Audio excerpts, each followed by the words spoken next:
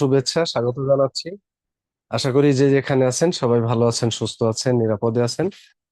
সবার সার্বিক সুস্থতা এবং মঙ্গল কামনা করে শুরু করছি আজকের ক্লাস। আমরা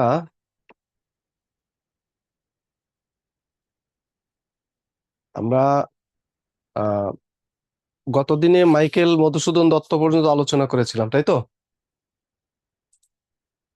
জি জি স্যার। ওকে। আজকে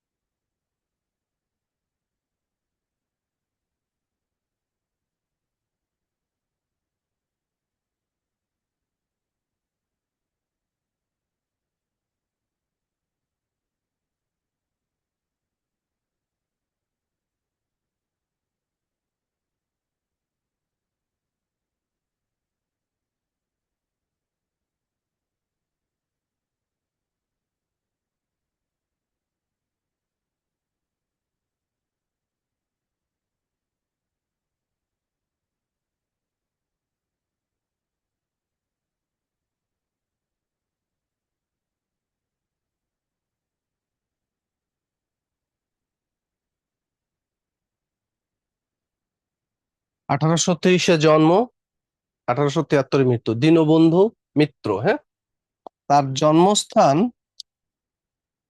জন্মস্থান কবি সাহিত্যিকদের জন্মস্থান আহ গ্রামের নামটা আসে, এই জন্য গ্রামের নামটা মনে রাখবেন। চৌবেড়িয়া। চৌবেড়িয়া, এটা হলো নদিয়া জেলা। চৌবেড়িয়া, নদিয়া জেলা চৌবেড়িয়া। হ্যাঁ, অর্থাৎ গ্রামের নাম হলো চৌবেড়িয়া, নদিয়া জেলায়। আচ্ছা, তার সাহিত্যিক পরিচয়।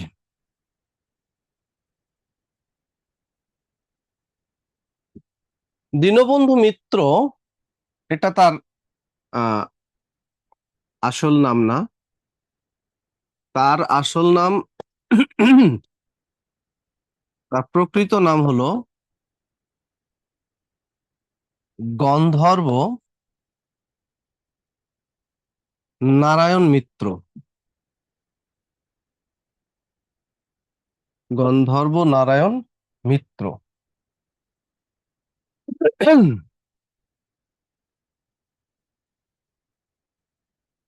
তার সাহিত্যিক ছদ্মনাম হলো দীনবন্ধু মিত্র।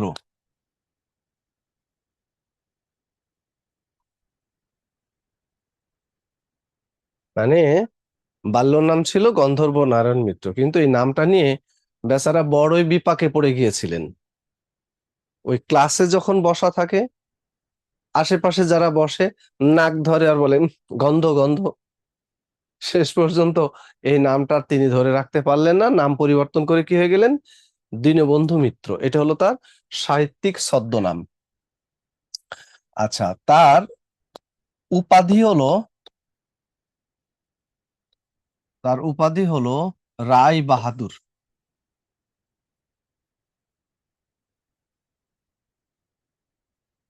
এই বাহাদুর উপাধি ভারত সরকার দিয়েছিল 1871 সালে লুসাই যুদ্ধের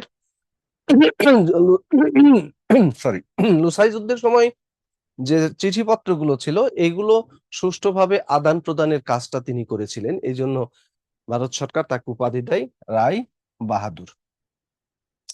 আচ্ছা, তার সাহিত্যিক আহ পরিচয় কি? তিনি বাংলা সাহিত্যে কি হিসেবে পরিচিত? নাট্যকার হিসাবে। হ্যাঁ, নাটক লিখে তিনি মূলত বিখ্যাত হয়েছেন, নাট্যকার। আচ্ছা,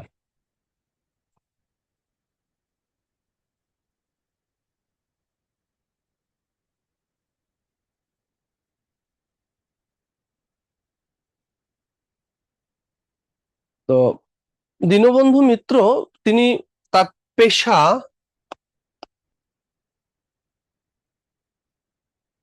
তার পেশাগত যে পরিচয়, কি করতেন তিনি?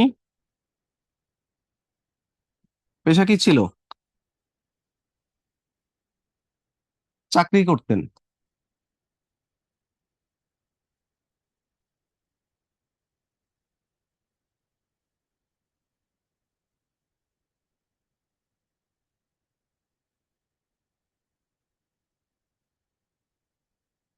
ডাক বিভাগে তিনি চাকরি করতেন। ওই যে বললাম, যুদ্ধের সময় তিনি পোস্টমাস্টার জেনারেল ছিলেন এবং চিঠিপত্রগুলো সুষ্ঠুভাবে আদান প্রদানের কাজ করেছিলেন, এই জন্য তাকে উপাধি দেওয়া হয়েছিল কি, রায় বাহাদুর। হ্যাঁ। হ্যাঁ, আপনি একটু একটা কথা বলছেন, সেটা হচ্ছে আপনি ওই লেখাটা মুছে ফেলেন না, ওই যে সেলার চেঞ্জ করলে ওই লেখাটা পরবর্তী থাকবে, আমরা ওই ক্লাস দেখতে অনেক সময় লাগে। আহ, হ্যাঁ, এ- হ্যাঁ, এগুলো মুছবো না তো। পুরো আমি যা লিখছি হ্যাঁ। প্রত্যেকটা এটা তো স্লাইড আকারে থাকছে। ও আপনাদের আজকে আচ্ছা, স্লাইড গুলো আমি রেডি করেছিলাম, পেন ঠিক আছে। ড্রাইভে যখন নিয়ে আসবো, পেন ড্রাইভটা আমার একদম মানে মনে হয় ক্র্যাশ করেছে কিনা আচ্ছা, কোনোভাবে। আমি মনে করছিলাম যে লেখাটা মুছে যায় কিনা সেই জন্য। না, না, মুছবে না, সব লেখা থাকবে। আচ্ছা, ঠিক মানে আছে। অন্যান্য দিনে তো আমি স্লাইড তৈরি করে নিয়ে আসি, আমি যেগুলো লিখছি এগুলো তো রেডি করাই থাকে, আপনাদের জাস্ট আলোচনা করে দিই। কিন্তু আজকে ওই স্লাইডটা রেডি করার পরে পেন ড্রাইভে যখন নিব দেখি যে পেন ড্রাইভ আর ওপেন করা যাচ্ছে না। এই কারণে এখন আজকে সব অ্যাজ ইউজুয়াল ক্লাস নিতে হচ্ছে। আচ্ছা, তো দীনবন্ধু মিত্রের তার যে কৃতিত্ব, নাট্যকার হিসেবেই তো তিনি খ্যাতি অর্জন করেছেন, তাই না? কিন্তু নাটক তো দীনবন্ধু মিত্রের আগে অনেকেই লিখেছেন। মাইকেল লিখেছেন, তার আগে আমরা দেখেছি আম, আহ, কি যেন, অমৃতলাল বসু, তারপরে জ্যোতিরিন্দ্রনাথ ঠাকুর, গিরিশচন্দ্র সেন, অনেকেই নাটক লিখেছেন। তারপরে তার আগে মাইকেল, মানে দীনবন্ধু মিত্রের আগে কিন্তু মাইকেল লিখেছেন। বাট তিনি যে বিষয়বস্তু নিয়ে নাটক লিখেছেন সেটা বাংলা সাহিত্যে প্রথম। সেটা হলো বাংলাদেশের আর্থসামাজিক এবং রাজনৈতিক বিষয় নিয়ে, অর্থাৎ বাস্তবধর্মী বিষয় নিয়ে তিনি প্রথম নাটক লিখেছেন। সেটা কোনটা বলতে পারবেন? অবশ্যই পারবেন, কি বলেন তো? নীল দর্পণ। নীল দর্পণ। হ্যাঁ, মাইকেলের কাছে যে নাটকগুলো আমরা দেখেছি ওই রকম মহাভারতের কাহিনী, রামায়ণের কাহিনী, পৌরাণিক কাহিনী, বাট বাস্তবধর্মী বিষয় নিয়ে তিনি প্রথম নাটক লিখেছেন। এই জন্য এই পরীক্ষায় আসে কথাটা, যে কথাটা এরকম, যে বাংলাদেশের আর্থসামাজিক বাংলাদেশের আর্থসামাজিক ও রাজনৈতিক বিষয় নিয়ে রচিত, রাজনৈতিক বিষয় নিয়ে, আর্থসামাজিক ও রাজনৈতিক বিষয় নিয়ে প্রথম নাটক রচনা, বিষয় নিয়ে প্রথম নাটক রচনা, এটা তার সবচেয়ে বড় কৃতিত্ব। যে নাটক তো অনেকেই লিখেছেন, বাট বাস্তবধর্মী বিষয় নিয়ে নাটক তিনি প্রথম লিখেছেন, এটা তার অন্যতম কৃতিত্ব। ঠিক আছে? তো ওই যে বললাম যে বাস্তবধর্মী বিষয়, আর্থ সামাজিক এবং রাজনৈতিক বিষয়। এবার আসি আমরা, যে তিনি যে আহ, সাহিত্য জগতে নাটক লিখেছেন, প্রহসন লিখেছেন, যদিও কিছু কবিতা আছে তার, দু একটা কবিতা আছে, দ্বাদশ কবিতা, সুরধ্বনি কাব্য। এটা একটু আমি লিখে রাখি, আপনাদের মাথায় রাখবেন। কাব্য, ঠিক আছে? কাব্য রচনার ক্ষেত্রে তিনি ঈশ্বরচন্দ্র গুপ্তের দ্বারা প্রভাবিত হয়েছিলেন। দুইটা কাব্যগ্রন্থ তার, একটা হলো সুরধ্বনি কাব্য,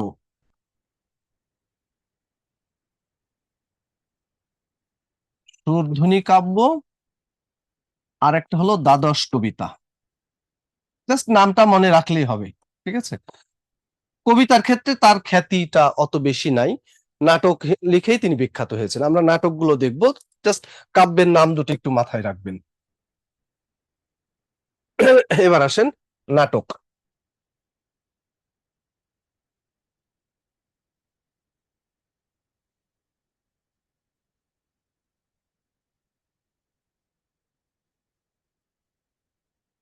নবীন তপস্বিনী,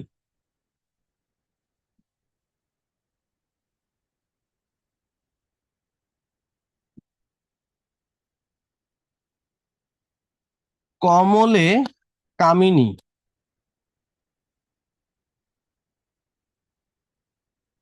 লীলাবতী, আর একটা হলো নীল দর্পণ।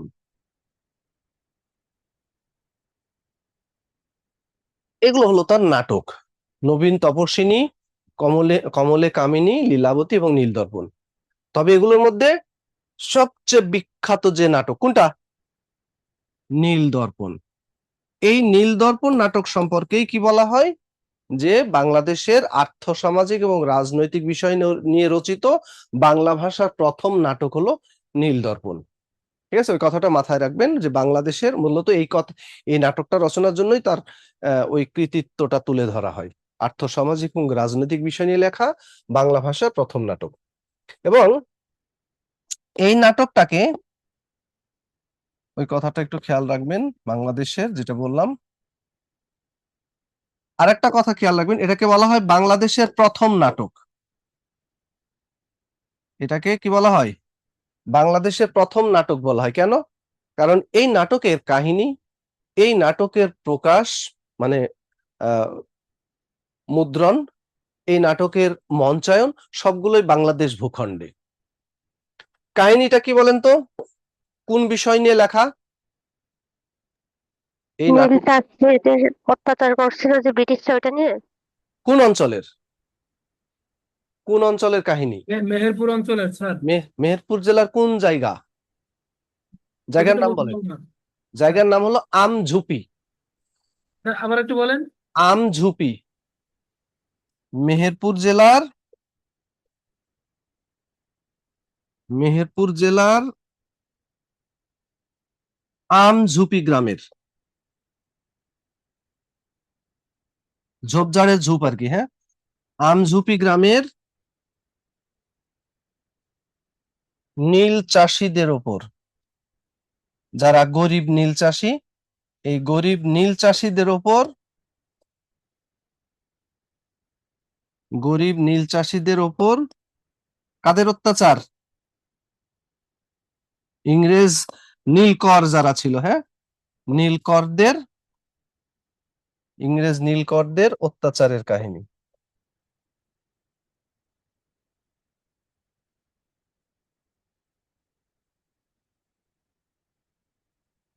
ঠিক আছে, তাহলে মেহেরপুর জেলার আমঝুপি গ্রামের নীল চাষীদের ওপর নীলকরদের অত্যাচারের কাহিনী নিয়ে এই নাটকটা লেখা হয়েছে। এই নাটকের প্রথম প্রকাশ বাংলাদেশে, কাহিনী তো বাংলাদেশের, আবার এই নাটকের কি প্রকাশ কোথায় বলেন? এই নাটক ঢাকা কোথা থেকে। থেকে প্রকাশিত হয়েছে? ঢাকার বাংলাদেশের কোথায়? ঢাকার কোথায়? ঢাকার কোথায়? প্রকাশিত হয়েছে। হ্যাঁ, কোথায়? ওই যে বড় গোরস্থানটা আছে না, বাংলা প্রেস থেকে প্রকাশিত হয়েছে। সেটা কোথায়? আজিমপুর। আজিমপুর। আজিমপুরে, এই যে ঢাকার আজিমপুরে প্রথম ছাপাখানা, ঢাকার প্রথম ছাপাখানা প্রতিষ্ঠিত হয়েছিল 1860 সালে।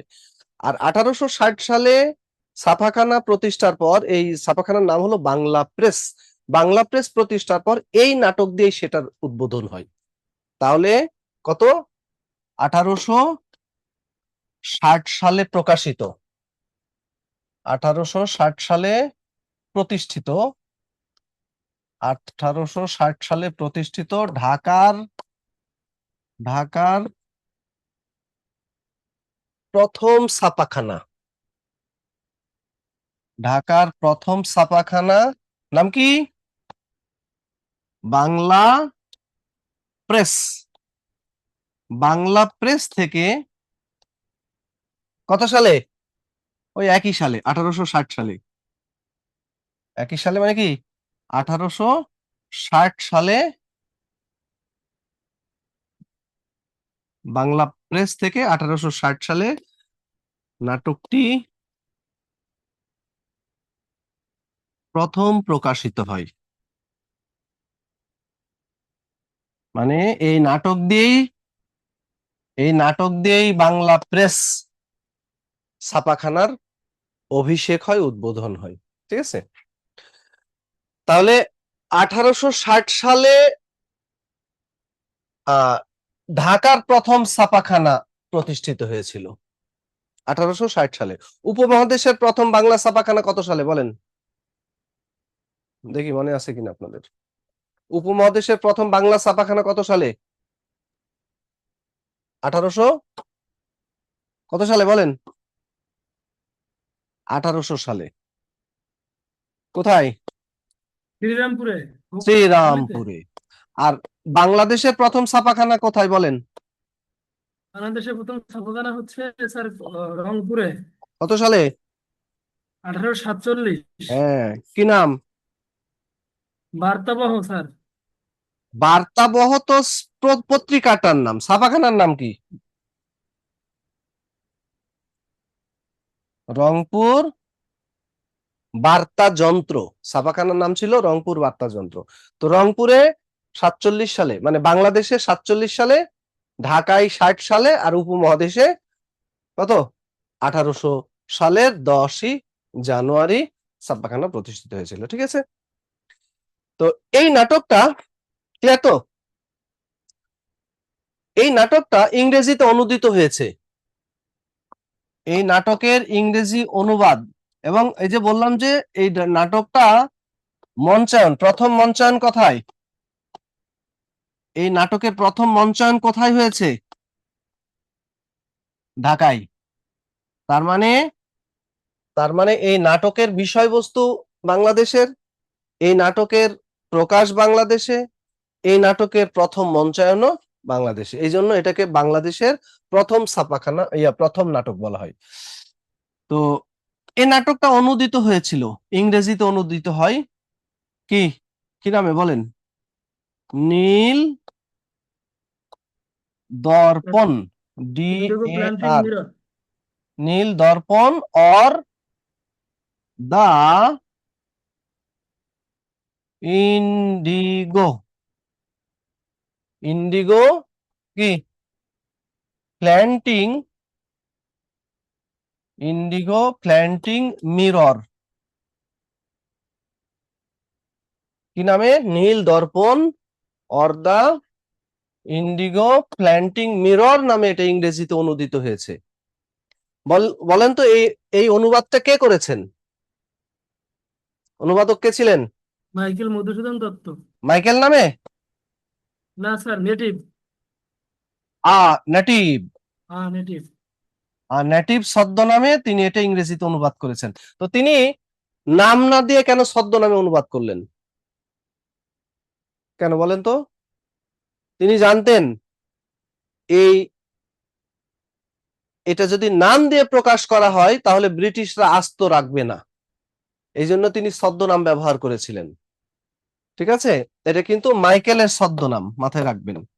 মাইকেলের দুইটা ছদ্মনাম বলেছিলাম আমরা, একটা ছিল টিমোথি পেন পয়েম, যে ছদ্মনামে তিনি ওই যে দ্য ক্যাপটিভ লেডি ওটা প্রকাশ করেছিলেন, আর একটা হলো আ নেটিভ, যে ছদ্মনামে তিনি এই নীল দর্পণ নাটকটা অনুবাদ করেছিলেন।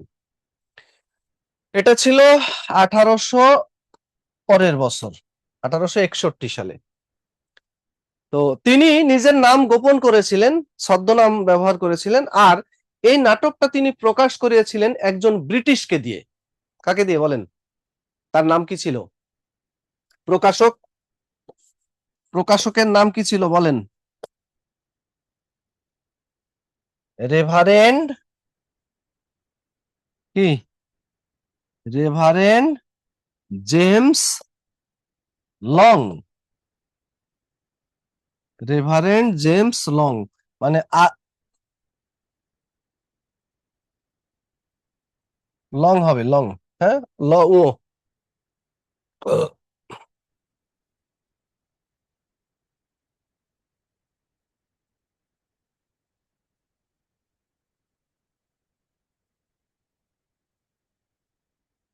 এই রেভারেন্ড জেমস লং কে দিয়ে তিনি এই নাটকটা প্রকাশ করিয়েছিলেন। আর ঝড়ঝাপটা অবশ্য সব এই লং এর ওপর দিয়ে বয়ে গেছে।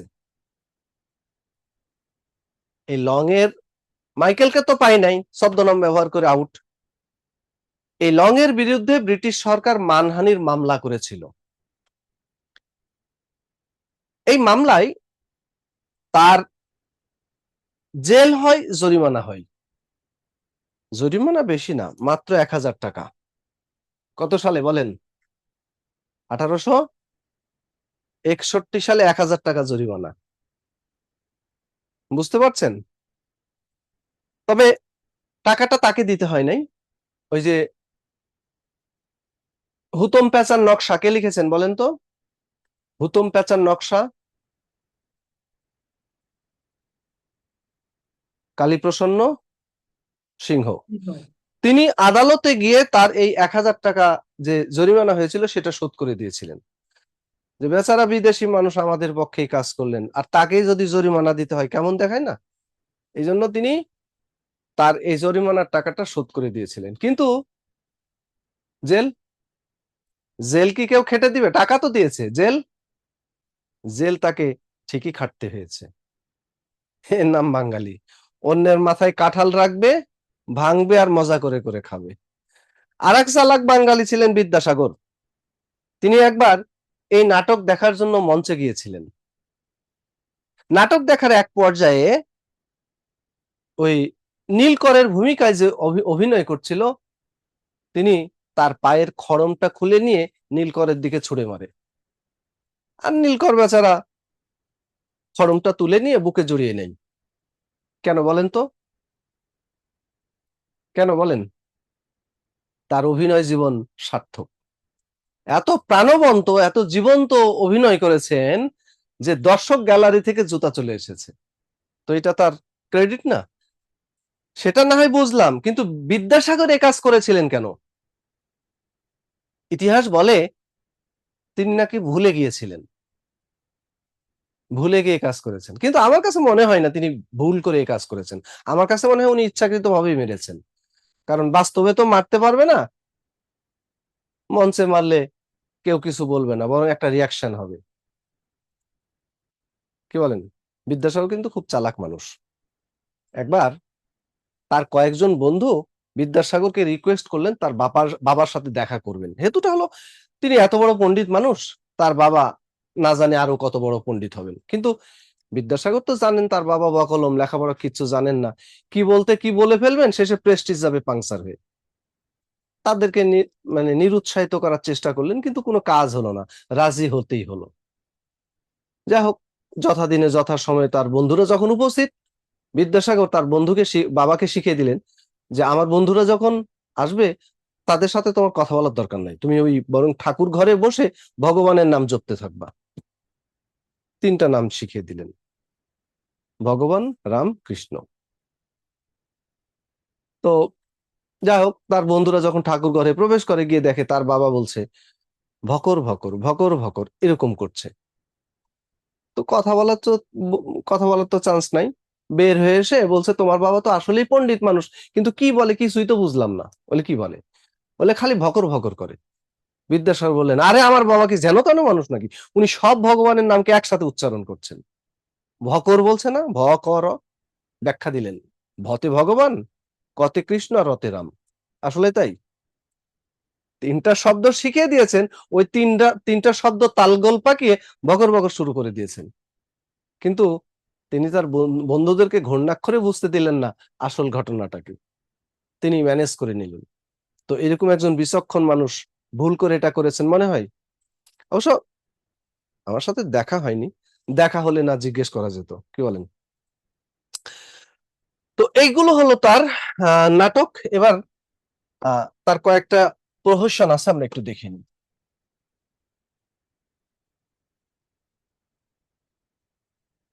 একটা হলো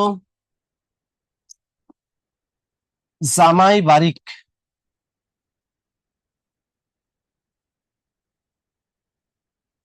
আর একটা হলো সধবার একাদশী,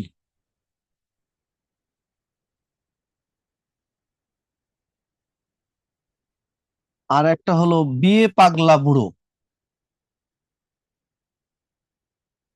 বিয়ে পাগলা বুড়ো, এই 3টা হলো তার প্রহসন।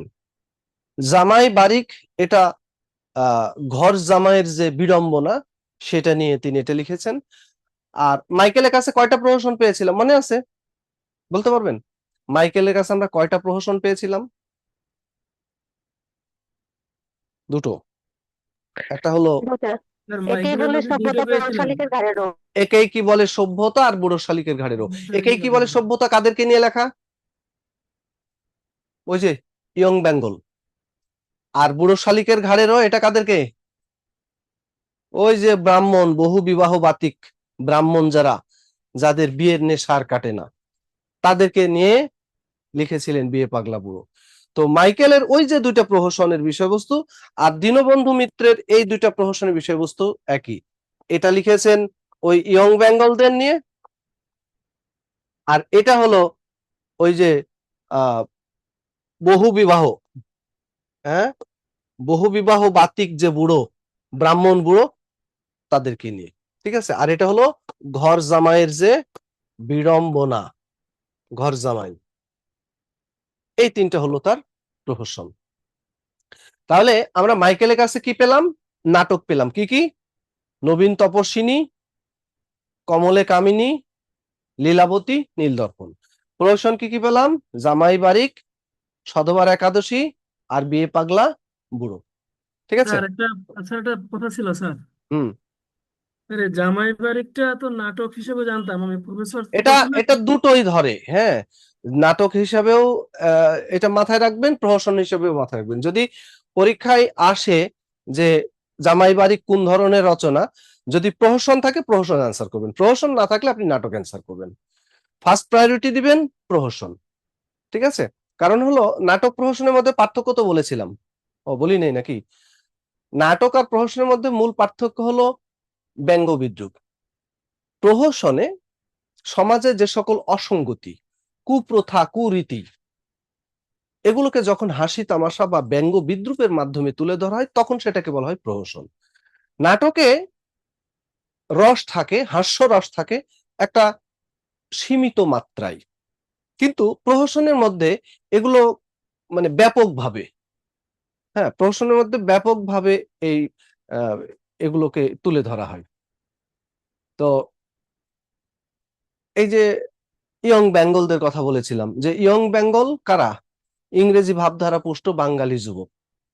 তো এই ইয়ং বেঙ্গলরা ডিরোজিকে অনুসরণ করতে করতে এমন এক জায়গায় গিয়ে পৌঁছে যায় যে আহ তাদের মধ্যে নানা রকমের সামাজিক অসঙ্গতি তৈরি হয়। নারী আসক্তি, মদ পান করা, ধর্ম নিয়ে কটূক্তি, ইংরেজদের অন্ধ অনুকরণ, এই সমস্ত কারণে সমাজের মধ্যে একটা বিশৃঙ্খলা সৃষ্টি হয়। ওটাকে নিয়ে তিনি লিখেছেন কি, একেই কি বলে সভ্যতা। তো এই যে অসঙ্গতিগুলো, সমাজের অসঙ্গতিগুলো, কিন্তু এটা উপস্থাপনার ক্ষেত্রে সবচেয়ে মানে বেশি আহ পার্থক্যটা তৈরি হয়। ব্যঙ্গ বিদ্রুপ একটা যে বিষয় নিয়ে লেখা হয় এটার মধ্যে একজন মানে আর একজনকে খোঁচানো, তারপরে ব্যঙ্গ বিদ্রুপ, ডায়লগ। বাট নাটকের মধ্যে হয়ে থাকে না, নাটকে সাধারণ স্বাভাবিক ঘটনাকে স্বাভাবিকভাবে তুলে ধরা হয়। ঠিক আছে। তো জামাই বারিকের মধ্যে আহ এটা এটা একটা মধ্যম পন্থা অবলম্বন করা হয়েছে, অর্থাৎ না পুরোপুরি নাটক, না পুরোপুরি প্রহসন। এই জন্য নাটক প্রহসন দুটোই মাথায় রাখবেন। প্রহসন যদি আসে প্রহসনকে ফার্স্ট প্রায়োরিটি দিবেন, আর না হলে ওটাকে নাটক। তো এখন নাটক এবং প্রহসন গুলোকে মনে রাখার জন্য আমি আপনাদের একটা ক্লু দিয়ে দিই। এটাকে আমি নাম দিয়েছি মেমোরি ক্লু, মনে রাখার কৌশল বা উপায়।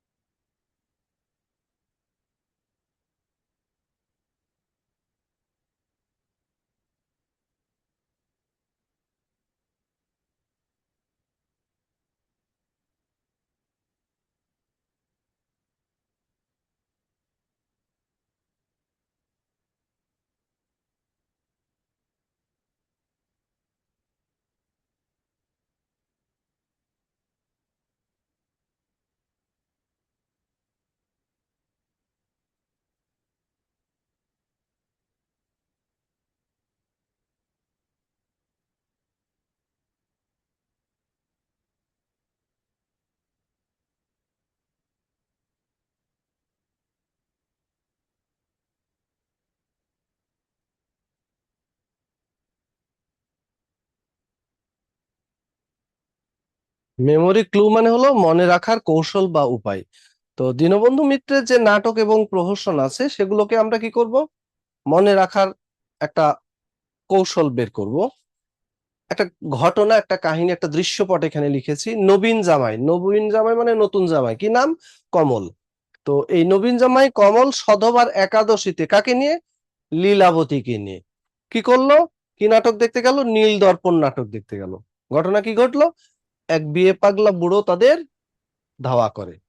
তো এর মধ্যে দিয়ে এখানে যে ঘটনাটা, এটা কি মুখস্থ করতে হবে? নবীন জামাই কমল সধবার একাদশীতে লীলাবতীকে নিয়ে নীল দর্পণ নাটক দেখতে গেলে এক বিয়ে পাগলা বুড়ো তাদের ধাওয়া করে। তো এই ঘটনাটার মধ্য দিয়ে আমরা তার নাটক এবং প্রহসন গুলো খুঁজে পাবো। দেখেন তো পাচ্ছি কিনা, খুঁজে পাচ্ছি কিনা দেখেন। নবীন, নবীন কি হবে বলেন?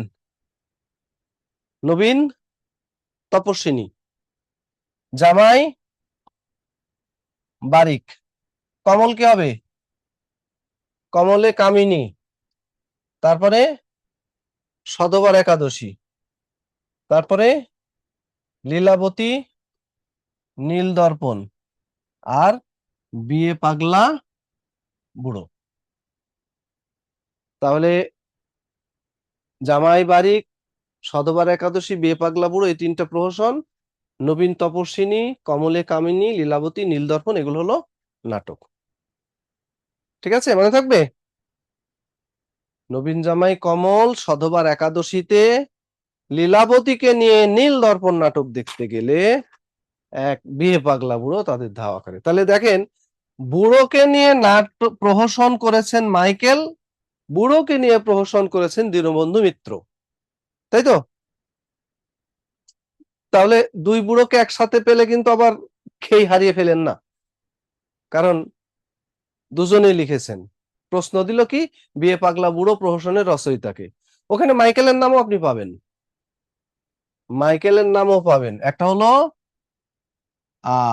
বুড়ো শালিকের ঘাড়েরও, আর একটা হলো বিয়ে পাগলা বুড়ো। বুড়ো শালিকের ঘাড়েরও, বুড়ো কোথায়? বুড়ো প্রথমে, আর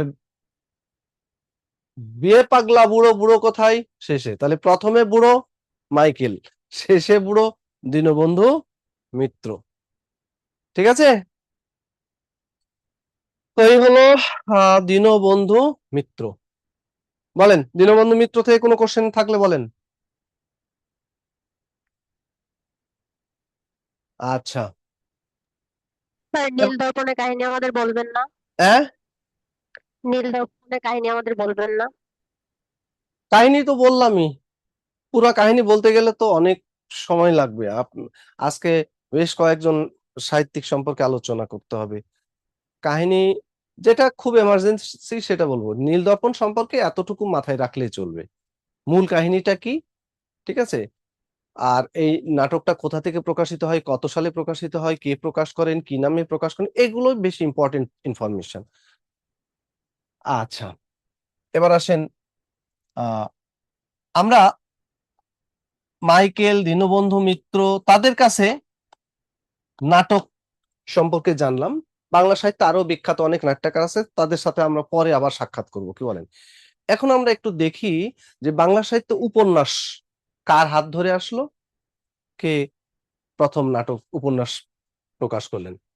তো এই ইতিহাস পর্যালোচনা করলে দেখা যায় প্রথম 1852 সালে একজন ব্রিটিশ মহিলা, যার নাম হলো আহ ইয়েস নো, মানে হ্যাঁ না, ক্যাথরিন, ক্যাথরিন ব্যালেন্স, ব্যালেন্সের বয়ের জায়গায় ম লাগিয়ে দিলাম, কি হলো তাহলে? ম্যালেন্স। এই হ্যানা ক্যাথরিন ম্যালেন্স তিনি একটা বই লিখেছিলেন, যে বইটার নাম হলো ফুলমণি ও করুণার বিবরণ। ফুলমণি ও করুণার বিবরণ। এখানে একজন ফুলমণি আর একজন করুণা, এই দুইজন, একজন খ্রিস্ট ধর্ম পালন করেছে আরেকজন করে নেই, এতে যে পালন করেছে তার কি লাভ হয়েছে, যে করে নাই তার কি ক্ষতি হয়েছে, এগুলোর বর্ণনা। তার মানে এই লেখাটা তিনি লিখেছিলেন মূলত খ্রিস্ট ধর্ম প্রচারের জন্য, কিন্তু এটার আকৃতি প্রকৃতিগতভাবে অনেকটা আহ ওই উপন্যাসের মতো হয়ে গেছে। এই জন্য এই বইটাকে বলা হয় বাংলা সাহিত্যে উপন্যাস তৈরির প্রথম প্রচেষ্টা। কি বলা হয়? বইটাকে কি বলা হয়? বাংলা সাহিত্যে উপন্যাস তৈরির প্রথম প্রচেষ্টা বলা হয় এটাকে। কিন্তু উপন্যাস হিসেবে স্বীকৃতি পায়নি। আমরা বাংলা সাহিত্যে প্রথম উপন্যাস পেলাম 1858 সালে, যেটা লিখেছিলেন প্যারীচাঁদ কি মিত্র। এই প্যারীচাঁদ মিত্র যে বইটা লিখেছিলেন সেটার নাম কি ছিল? আলালের ঘরের দুলাল। আলালের ঘরের দুলাল। এই আলালের ঘরের দুলাল এটা 1858 সালে প্যারীচাঁদ মিত্র প্রকাশ করেন। এটাকে এটাকে বলা হয় বাংলা সাহিত্যের প্রথম উপন্যাস।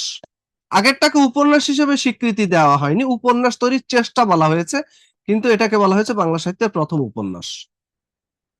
কিন্তু আছে, বাংলা সাহিত্যের প্রথম উপন্যাস কিন্তু আছে, কিন্তুটা কি বলেন? কিন্তুটা কি? সার্থক না। উপন্যাস কিন্তু সার্থক না বাংলা সাহিত্যে। হ্যাঁ, ক্লাস রেকর্ড পাওয়া যাবে, এটা রেকর্ড থাকবে, আপনারা দেখে নিতে পারবেন। সার্থক উপন্যাস আমরা পেয়েছিলাম 1865 সালে। 1865 সালে আমরা যে উপন্যাসটা পেয়েছি ওটা হলো বাংলা সাহিত্যের প্রথম সার্থক উপন্যাস। কার কাছে? বঙ্কিমচন্দ্রের কাছে। বঙ্কিমচন্দ্র চট্টোপাধ্যায়ের কাছে। ওইটার নাম হলো কি বলেন তো? দুর্গেশ নন্দিনী। দুর্গেশ নন্দিনী। কত সালে? 1865। 1865 সালে। তো এটাকে কি বলা হয়? বাংলা সাহিত্যের প্রথম সার্থক, বাংলা সাহিত্যের প্রথম সার্থক উপন্যাস। ঠিক আছে, তাহলে ফুলমণি ও করুণার বিবরণ এটাকে বলা হয় উপন্যাস তৈরির, এটাকে বলা হয় উফ,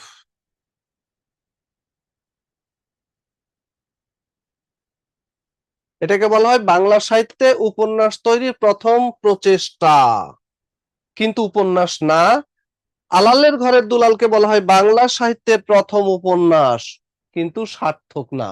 বাংলা সাহিত্যে প্রথম সার্থক উপন্যাস আমরা কার কাছে পেলাম? বঙ্কিমচন্দ্র চট্টোপাধ্যায়। তো এখানে প্যারীচাঁদ মিত্রের আলালের ঘরের দুলাল, এটার ওই কত সালে প্রকাশিত হয়েছে, কে প্রকাশ করেন বা রচয়িতাকে, এটা একটু খেয়াল রাখবেন। স্যার, এবার আমরা দেখব বঙ্কিমচন্দ্র স্যার চট্টোপাধ্যায়। একটা প্রশ্ন ছিল স্যার। বলেন।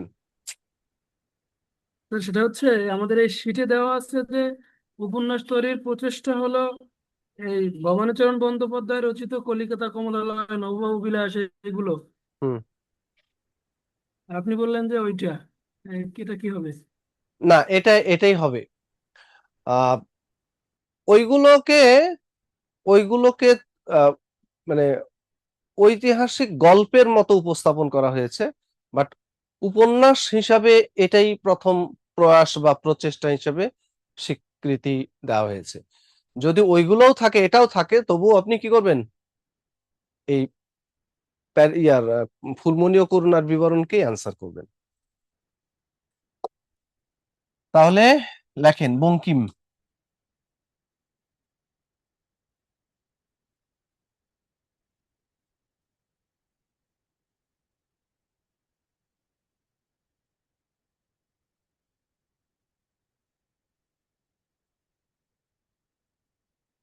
বঙ্কিমচন্দ্র চট্টোপাধ্যায়। আচ্ছা, তার জন্ম মৃত্যু মনে আছে তো? 1800 কত? চব্বিশ সালে। হ্যাঁ, 1824 সালে স্যার। ঠিক করে বলেন। ও, কথা বলেন। 1824 স্যার মাইকেল মধুসূদন দত্ত। জি, বঙ্কিম হলেন 1838, আর মৃত্যু হলো 1894। তার জন্মস্থান, গ্রামের নাম কি বলেন? আমপাড়া, জামপাড়া, কাঁঠালপাড়া, তেঁতুলপাড়া। কোন পাড়া? কাঁঠালপাড়া। কোন জেলা? বা- পশ্চিমবঙ্গের 22 পরগনা, 23 পরগনা, 24 পরগনা, পরগনা জেলায়। কোন পরগনা? 24 পরগনায় স্যার। 24 পরগনা। 24 পরগনা। গ্রামের নামটা আসে, হ্যাঁ।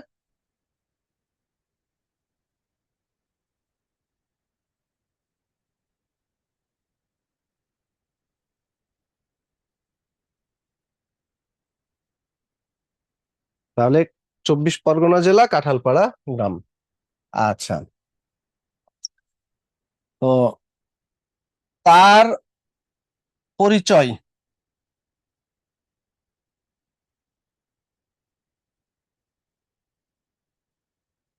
তার সাহিত্যিক পরিচয় কি বলেন? তিনি সাহিত্য জগতে কি হিসেবে পরিচিত? স্যার ঔপন্যাসিক। ঔপন্যাসিক, হ্যাঁ, তিনি ঔপন্যাসিক হিসেবে পরিচিত। অন্যান্য লেখালেখি তার থাকলেও উপন্যাস হিসেবে তিনি বিখ্যাত। আচ্ছা, তার ছদ্মনাম কি বলেন তো? কমলাকান্ত। কমলাকান্ত। আর একটা আছে বলেন, আর একটা আছে বলেন। একটা কমলাকান্ত, আর একটা হলো রামচন্দ্র। একটা কমলাকান্ত, আর একটা রামচন্দ্র। আচ্ছা, তার উপাধি কি বলা হয় তাকে বলেন? তাকে বলা হয় স্যার বাংলা হাস্যজনক। সাহিত্যের প্রথম, সাহিত্য সম্রাট। বাংলা সাহিত্যের প্রথম সার্থক ঔপন্যাসিক। ওই যে সার্থক উপন্যাস লিখেছেন না, এই জন্য তাকে বলা হয় বাংলা সাহিত্যের প্রথম সার্থক ঔপন্যাসিক। আর সার্থক উপন্যাস লেখার জন্যই তাকে কি বলা হয়েছে? বাংলা উপন্যাসের কি, বাংলা উপন্যাসের জনক। তারপরে তাকে বলা হয়েছে কি সাহিত্য সম্রাট। তাকে বলা হয়েছে বাংলার স্কট। বাংলার স্কট। একজন একজন ইংরেজ ঔপন্যাসিক ছিলেন স্যার ওয়াল্টার স্কট। তার আদর্শ অনুসরণ করেছিলেন তিনি উপন্যাস রচনায়, এই জন্য তাকে বলা হয় বাংলার স্কট। তারপরে তাকে হিন্দু পুরোহিতরা উপাধি দিয়েছেন ঋষি। আর তিনি হলেন এই উপমহাদেশের প্রথম বিএ পাস মহাপুরুষ। আপনাদের সবার আগে উনি বিএ পাস করেছেন, কিন্তু আপনাদের মতো সরাসরি না। উনি ছিলেন কলকাতা বিশ্ববিদ্যালয়ের প্রথম ব্যাচের স্টুডেন্ট। পরীক্ষার্থী ছিল 13 জন, কিন্তু একজনও পাস করতে পারে নাই। শেষ পর্যন্ত গ্রেস দেওয়া হলো 7 নাম্বার। 7 নাম্বার গ্রেস দেওয়ার কারণে উনি পাস করলেন, গ্রাজুয়েশন হয়ে গেল। এবার তিনি চিন্তায় পড়ে গেলেন, গ্রাজুয়েশন হয়ে গেলে তারপরে তো বিসিএস দিতে হবে না, কোচিং করতে হবে। চিন্তায় পড়ে গেলেন কোন কোচিং এ ভর্তি হবেন। বলেন তো কোন কোচিং এ ভর্তি হয়েছিলেন? হ্যাঁ, স্যার তিনি ওই সাহিত্য চর্চায় আত্মনিয়োগ করলেন যে। কোচিং করা লাগেনি না? কোচিং পাবে কোথায়? তখন তো ক্যান্ডিডেটই নাই, সবে একজন হ্যাঁ গ্রাজুয়েশন হলো। আপনারা তো পিএসসির পেছনে ঘুরঘুর করেন, একটা ক্যাডার দেন, একটা ক্যাডার দেন। পিএসসি বঙ্কিমের পিছনে ঘুরঘুর শুরু করলো, বড়ই ধন্য হব একটা ক্যাডার নিয়ে যদি আমাদের গণ্য করেন। কিন্তু বঙ্কিম বললেন আমার এই লেখা কি ওই ক্যাডার ফেডারগিরি করার টাইম নেই, আমার লেখালেখি নিয়ে অনেক ব্যস্ততা। কিন্তু নাছোড়বান্দা পিএসসি ছাড়বেই না। শেষ পর্যন্ত বঙ্কিম বললেন ঠিক আছে দেন, যেই যেই ক্যাডার দিতে চান দিয়ে দেন। পিএসসি বলছে না আপনি বলেন, আপনি যে ক্যাডার চান আপনাকে সেটাই দেওয়া হবে। বলেন তো শেষ পর্যন্ত বঙ্কিমকে কোন ক্যাডার দেওয়া হয়েছিল? আর এডমিন ক্যাডার দেওয়া হয়েছিল হ্যাঁ, ম্যাজিস্ট্রেট। অ্যাডমিন ক্যাডার দেওয়া হয়েছিল, এবং অ্যাডমিন ক্যাডারের পোস্টের নাম কি? Deputy magistrate. ডেপুটি ম্যাজিস্ট্রেট হিসেবে তাকে পোস্টিং দেওয়া হয়েছিল কোথায় বলেন? যশোর, সবচেয়ে পুরাতন জেলা। এই যশোরে তাকে ডেপুটি ম্যাজিস্ট্রেট হিসেবে পোস্টিং দেওয়া হয়। তাহলে বঙ্কিম হলেন প্রথম সার্থক ঔপন্যাসিক, বাংলা উপন্যাসের জনক, তিনি ছিলেন সাহিত্য সম্রাট, তিনি হলেন বাংলার স্কট, তিনি ছিলেন ঋষি, এবং উপমহাদেশের প্রথম বিএ পাস মহাপুরুষ, এবং আপনাদের প্রথম বিশেষ গুরু না? বঙ্কিম বেঁচে থাকলে কত পরামর্শ নিতে পারতেন বলেন না গুরু, হ্যাঁ, কিভাবে ক্যাডার হওয়া যাবে। অবশ্য আপনারা যে পরিশ্রম করে ক্যাডার হন, ওই পরিশ্রম বঙ্কিম কখনোই করতেন না। যাই হোক, তো এই হলো তার পরিচয়, উপাধি। তিনি পত্রিকা সম্পাদনা করেছেন, বলেন তার পত্রিকার নাম কি? বঙ্গদর্শন। বঙ্গদর্শন। বঙ্গ, বঙ্কিম 72। বলেন তো এখানে কি আছে? বঙ্গ, বঙ্কিম 72, এর মধ্যে আমি কি লিখেছি? কি লিখেছি বলেন? বঙ্গদর্শন পত্রিকা। সম্পাদক কে? বঙ্কিম সম্পাদক। আর কত সালে প্রকাশিত হয়েছে? 72। 1872 সালে। 1872। তাহলে বঙ্গদর্শন পত্রিকা, বঙ্কিম সম্পাদক, 72 সালে প্রকাশ। আচ্ছা, আর একটা আপনাদের আইকিউ টেস্ট করে নি। তত্ত্ব দত্ত 43, বলেন এর মধ্যে একটা পত্রিকার নাম আছে, সম্পাদকের নাম আছে, প্রকাশ সাল আছে, বলেন তো কি? স্যার অক্ষয় কুমার দত্ত 1843 সালে। গুড। অক্ষয় কুমার দত্ত, সম্পাদকের নাম হলো অক্ষয় কুমার দত্ত, কিন্তু ইয়ে কি, পত্রিকার নাম কি? পত্রিকার নামটা স্যার এই মুহূর্তে মনে আসতেছে না, তবে পারি বলতে। তত্ত্ববোধিনী। পত্রিকার নাম হলো তত্ত্ববোধিনী। তত্ত্ববোধিনী পত্রিকা, অক্ষয় কুমার দত্ত সম্পাদক, 1843 সালে প্রকাশ। দত্ত 43, আর এটা হলো বঙ্গবঙ্কিম 72। ওকে, মাথায় রাখবেন। আচ্ছা, এগুলো আপনাদের যেহেতু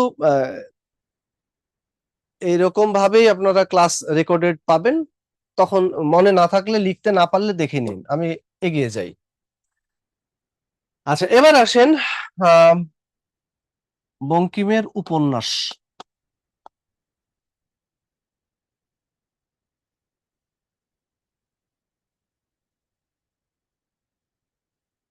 আচ্ছা, একটা গল্প লিখি আমি।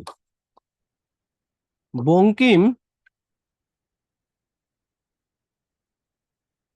রাজমোহনের স্ত্রী যুগল,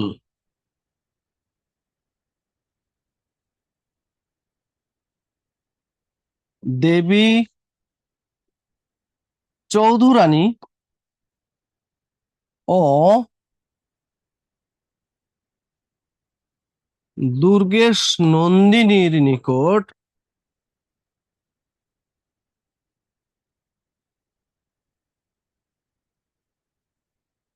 আনন্দের সাথে গান ধরলো। কি হলো? কি হলো কথাটা?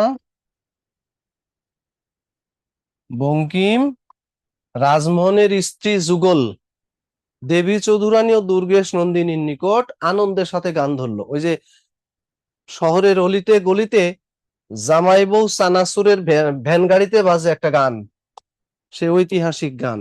কোনটা শুনেছেন এই গানটা? কৃষ্ণ আইলো, কি বলেন তো? কৃষ্ণ আইলো রাধার কুঞ্জে, মৃণা, রাজা, ইন্দিরা।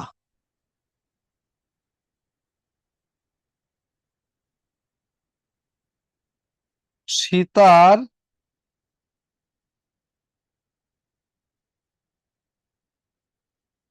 বিষেতে শেখর,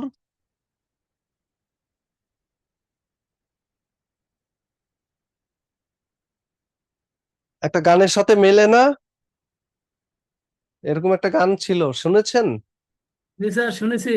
আহ মনে আছে গানটা? মনে আছে একটু একটু। কেমন সুর, শোনান তো একটু।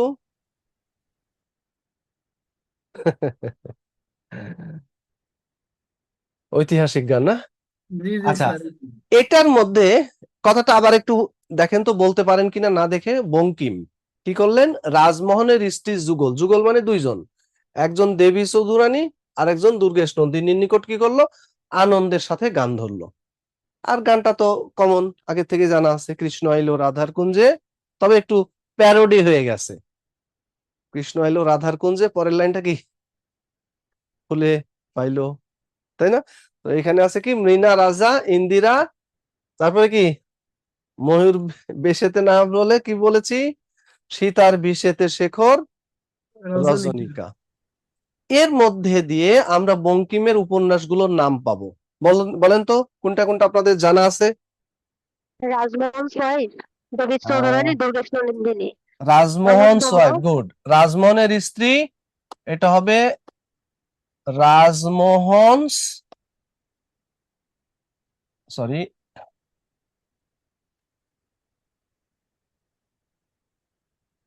হ্যাঁ, রাজমোহনস ওয়াইফ। তারপরে যুগল কি হবে? দেবী চৌধুরানী। যুগলাঙ্গুরীয়, যুগল হবে যুগলাঙ্গুরীয়। তারপরে দেবী চৌধুরানী, দুর্গেশ নন্দিনী। নন্দিনী। আনন্দ কি হবে বলেন তো? আনন্দমঠ। আনন্দ মঠ। কয়টা গেল? 1 2 3 4 5টা। বঙ্কিম মোট উপন্যাস লিখেছেন 1+14, কয়টা হলো? 15। 15টা। এক আলাদা কেন? এক আলাদা কেন বলেন? স্যার একটা পার বলতে পারবো ইংরেজি, না তো। একটা ইংরেজিতে, সেটা হলো রাজমোহন সোয়াই। বাকি 14টা উপন্যাস বাংলায়। 14টার মধ্যে এখানে 4টা পেয়েছে, আরো 10টা আছে, কোথায় পাবো? এই কৃষ্ণ রাধার গানে গানে। কৃষ্ণ আইলো, এটা হবে কৃষ্ণ, কৃষ্ণকান্তের উইল। কৃষ্ণকান্তের উইল। হ্যাঁ, কৃষ্ণকান্তের উইল। আইলোকে উইল বানিয়ে দেন, কৃষ্ণকান্তের উইল। রাধা কি হবে? রাধারানী। রাধা রানী। কুঞ্জ কি হবে? কপাল। কুঞ্জ হলো কুণ্ডলা, মানে কপাল কুণ্ডলা, কপাল কুণ্ডলা। মৃণা, মৃণালিনী। লিনি। মৃণালিনী। রাজা কি হবে? রাজা রাজার কি রজনী হবে আকারটা স্যার? কেটে দিয়ে রাজসিংহ। রাজ সিংহ। রাজা রাজসিংহ। হ্যাঁ, ইন্দিরা। সীতা কি হবে? সীতারাম। সীতারাম। সীতারাম। বিষেতে বিষবৃক্ষ। বিষ বৃক্ষ। বৃক্ষ। তারপরে শেখর কি হবে? চন্দ্রশেখর। চন্দ্রশেখর। আর রজনীকা কি হবে? রজনী। রজনী। এই হলো 15টা উপন্যাস।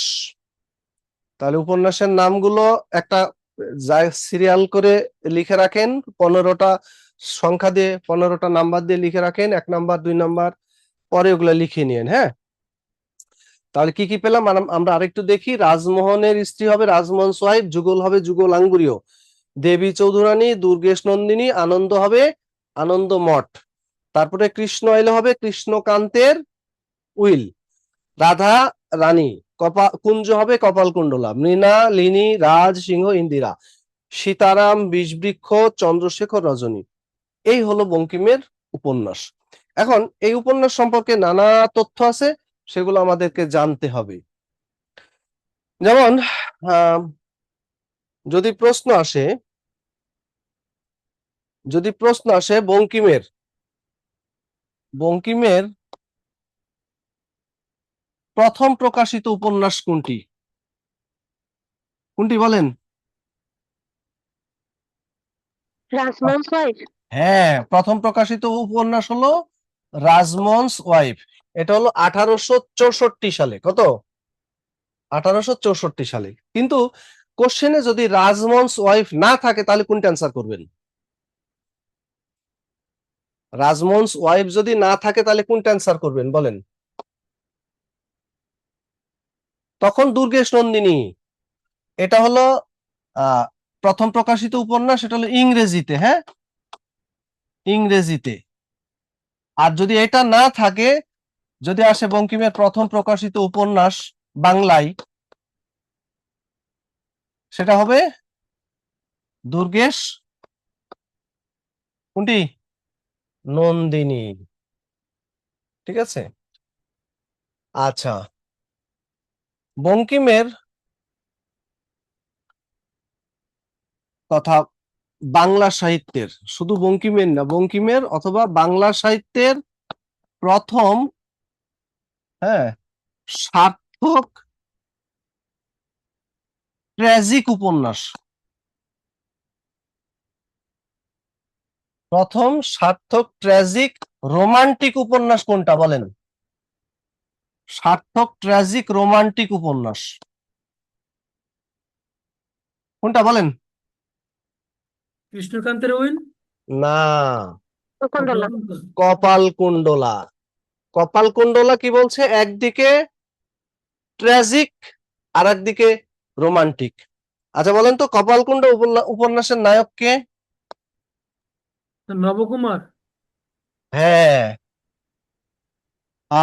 কপালকুণ্ডলা নায়িকা, কপালকুণ্ডলা নায়িকা, আর নায়কের নাম হলো নবকুমার। তো এই নবকুমারের স্ত্রীর নাম কি বলেন? নবকুমারের স্ত্রীর নাম কি?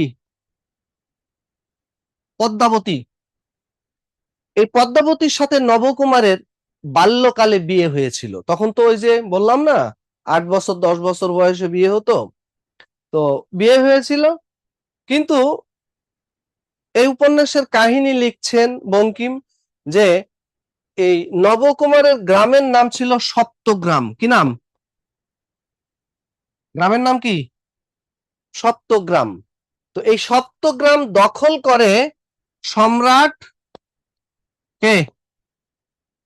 জাহাঙ্গীর। সম্রাট জাহাঙ্গীর, এই সপ্তগ্রাম দখল করে, মানে আক্রমণ করে এই গ্রাম তছনছ করে দেয় এবং পদ্মাবতীকে উঠিয়ে নিয়ে যায়,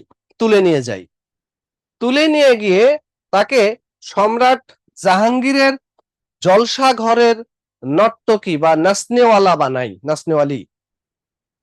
এবং এই পদ্মাবতীর নাম দেয়, নতুন নামকরণ করে মতি বিবি। কি নাম দেয়? নতুন নাম কি দেয়? মতি বিবি। তো এদিকে নবকুমার যখন বড় হয়, এক সময় তার গ্রামের লোকজনের সাথে তীর্থে যাচ্ছিল। তো তীর্থে যাওয়ার সময় নদীপথে তো যাচ্ছে, নদীপথে যাওয়ার সময় একটা জায়গায় তারা অবস্থান নেই, একটা বনের ধারে, একটা বনের মধ্যে তারা অবস্থান নেই। তো ওইখানে এক একজনকে এক একটা কাজের দায়িত্ব দেওয়া হয়। নবকুমারকে দায়িত্ব দেওয়া হয় সে ওই বনের মধ্যে থেকে কাঠ কুড়িয়ে নিয়ে আসবে। তো কাঠ কুড়াতে গেছে নবকুমার, তো অনেক দেরি হয়ে গেছে। তার গোত্রের লোকজন ভাবে নবকুমারকে হয়তো বাঘে খেয়ে ফেলেছে, তারা তাকে রেখে চলে যায়। অনেকক্ষণ পর যখন নবকুমার ফিরে আসে, এসে দেখে ওই জায়গায় দেখে কেউ নাই। তখন সে উদ্ভ্রান্তের মতো এই বনের মধ্যে সে ছুটতে থাকে। এক সময় এই নবকুমারের সাথে সাক্ষাৎ হয় কার? কপালকুণ্ডলার। কপালকুণ্ডলা হলো এই বনেই এই বনেই তার বাস। সে একজন কাপালিকের আশ্রয়ে থাকে। কার আশ্রয়ে? কাপালিক। কাপালিক কাকে বলে বলেন তো? কাপালিক হলো জাদুকর। কাপালিক কে? সে একজন জাদুকর। তো এই জাদুকর কাপালিক ছোটবেলা থেকে ওই কপালকুণ্ডলাকে বড় করছে একটা উদ্দেশ্য নিয়ে। উদ্দেশ্যটা হলো কপালকুণ্ডলা যখন পূর্ণ যুবতী হবে তখন কালীর পদতলে তাকে বলি দিবে। কেন? তার জাদু শক্তি বেড়ে যাবে। এই আশায় আশায় তাকে বড় করছে। যাই হোক, তো নবকুমারের সাথে নবকুমার যখন এই গ্রাম এই বনের মধ্যে ছুটতে থাকে, হঠাৎ করে ইয়ার সাথে কপালকুণ্ডলার সাথে তার সাক্ষাৎ হয়। কপালকুণ্ডলা তাকে কি বলে বলেন তো? কপালকুণ্ডলা তখন নবকুমারকে কি বলে? ঠিক, পথিক তুমি পথ Yes, হারাইয়াছো। পথিক তুমি পথ হারাইয়াছো। এটা হলো বাংলা সাহিত্যের প্রথম রোমান্টিক ডায়লগ। ঠিক আছে? তো যাই হোক, কপালকুণ্ডলার সাথে তার কথা হয়, পরিচয় হয়। এক সময় কপালকুণ্ডলার পুরো বিষয়টা সে জেনে ফেলে, জেনে যায়। তখন নবকুমার কপালকুণ্ডলাকে নিয়ে এই বন থেকে পালিয়ে যায়।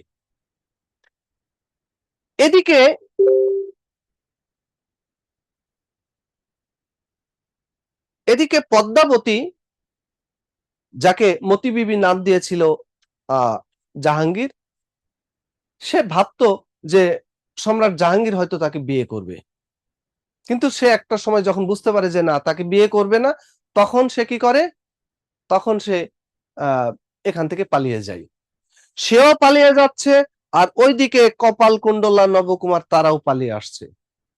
পথে হলো দেখা। ওইদিকে কাপালিকও তাদের পেছনে ধাওয়া করেছে। এই কাপালিক একদিকে, কাপালিক আর একদিকে এই মতি বিবি বা পদ্মাবতী, এই দুইজনার কূট কৌশলে একসময় নবকুমার আর কপালকুণ্ডলার সংসারে আগুন জ্বলে ওঠে। একসময় দেখা যায় কি, যে নবকুমারের সাথে পদ্মাবতীর বা মতি বিবির আবার সুসম্পর্ক তৈরি হয়।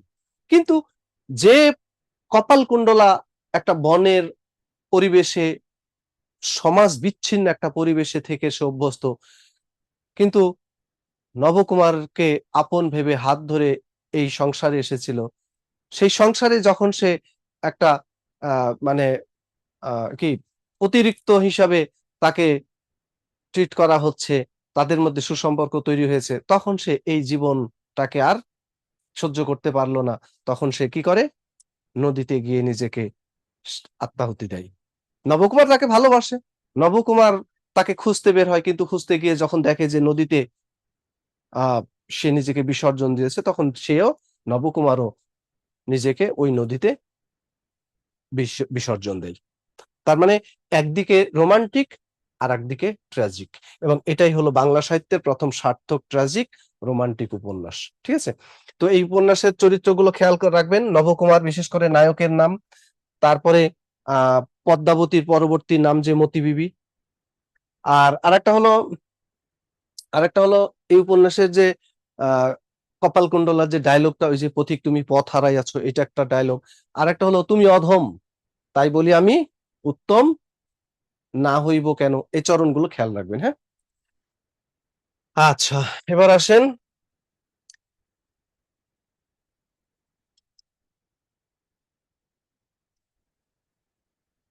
আরেকটা উপন্যাস হলো বঙ্কিমের শ্রেষ্ঠ উপন্যাস কোনটা বলেন তো? যোগেশ বঙ্কিমের নন্দিনী। হ্যাঁ যোগেশ নন্দিনী। না, বঙ্কিমের শ্রেষ্ঠ উপন্যাস হলো কৃষ্ণকান্তের উইল। কৃষ্ণকান্তের উইল। কৃষ্ণকান্তের উইল, এটা তার শ্রেষ্ঠ উপন্যাস। এই উপন্যাসে কৃষ্ণকান্ত, এই কৃষ্ণকান্তের ছেলে একটা হলো হরলাল, আরেকজন হলো গোবিন্দলাল। এই হরলাল আর গোবিন্দলাল কৃষ্ণকান্ত তার সমস্ত সম্পত্তিকে উইল করে দেয় এই দুইজনার নামে, কিন্তু হরলালের অনেক সন্তান, সেদিক থেকে গোবিন্দলাল একাই। তো হরলালের সমস্ত সম্পত্তি তো পরবর্তীতে তার এতগুলো সন্তানের মধ্যে ভাগ হবে, কিন্তু গোবিন্দলাল একাই সব সম্পত্তি ভোগ করছে। তো তখন হরলালের মাথায় কুটবুদ্ধি চাপে যে উইলটাকে, অর্থাৎ কৃষ্ণকান্তের যে উইল, সেই উইলটাকে সে হস্তগত করবে, অর্থাৎ পুরোটা যেন তার সে লিখে নিতে পারে। হরলাল তখন কি করে, এই উইলটাকে হস্তগত করার জন্য হাত করে কাকে? রোহিণীকে। এই রোহিণী হলো বাল্য বিধবা। বাল্য বিধবা রোহিণীকে সে হাত করে যে তুই যদি উইলটাকে চুরি করে আনতে পারিস, নিয়ে আসতে পারিস, তাহলে তোকে আমি বিয়ে করব। মানে সে তো বাল্য বিধবা, সে 8 বছর 10 বছর বয়সে বিধবা হয়েছে, তারপর থেকে তার নিঃসঙ্গ জীবন। তো এটা হলো উত্তপ্ত মরুভূমিতে যেন বৃষ্টির পূর্বাভাস, সেরকম একটা বিষয়। রোহিণী এটা মানে এই টোপটা গিলে ফেলে। রোহিণী কৃষ্ণকান্তের এই উইলটাকে সে চুরি করে নিয়ে আসার পরে হরলালকে যখন দেয়, হরলাল বলে আর যাই হোক, তোর মতো চোরকে আমি বিয়ে করতে পারি না। এই কথায় খুব অপমানিত হয় রোহিণী, এমনকি নিজেকে শেষ করে দেওয়ার জন্য, মানে আত্মহত্যা করার জন্য সে মানে করতে যায়। তখন গোবিন্দলাল রোহিণীকে বাঁচিয়ে দেয়। এরপরে আবার গোবিন্দলালের সাথে রোহিণীর আবার কি হয়, ইয়ের সম্পর্ক তৈরি হয়। এদিকে গোবিন্দলালের স্ত্রী, তার নাম হলো ভ্রমর, আর এই ভ্রমরের বাবার নাম হলো, মানে ভ্রমরের যে বাবা মানে গোবিন্দলালের শ্বশুর। একদিন গোবিন্দলাল দেখতে পাই এই রোহিণীর ঘরে গোবিন্দলালের শ্বশুর অর্থাৎ ভ্রমরের বাবাকে, কাকে? ভ্রমরের বাবাকে রোহিণীর ঘরে দেখতে পাই। এটা দেখে গোবিন্দলালের মাথায় খুন চেপে বসে, সে তখন রোহিণীকে শুট করে। এতে রোহিণী মারা যায়, গোবিন্দলালের জেল হয়ে যায়। অনেকদিন পরে যখন জেল থেকে ফিরে আসার পরে ভ্রমরের কাছে ক্ষমা চায়, ভ্রমর তাকে ক্ষমা করে দেয়, আবার তাদের মধ্যে সুসম্পর্ক তৈরি হয়। তো এই উপন্যাসের মধ্যে যে চরিত্রগুলো আমরা পাই, বিশেষ করে রোহিণী এবং গোবিন্দলাল, ভেরি ভেরি ইম্পর্টেন্ট চরিত্র, পরীক্ষায় চান্স পেলে চলে আসে, মাথায় রাখবেন রোহিণী এবং গোবিন্দলাল। ঠিক আছে? আচ্ছা, আরেকটা উপন্যাসের কথা মাথায় রাখবেন, সেটা হলো বিষবৃক্ষ।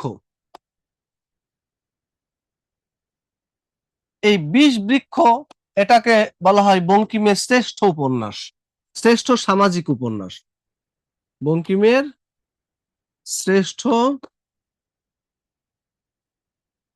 সামাজিক উপন্যাস।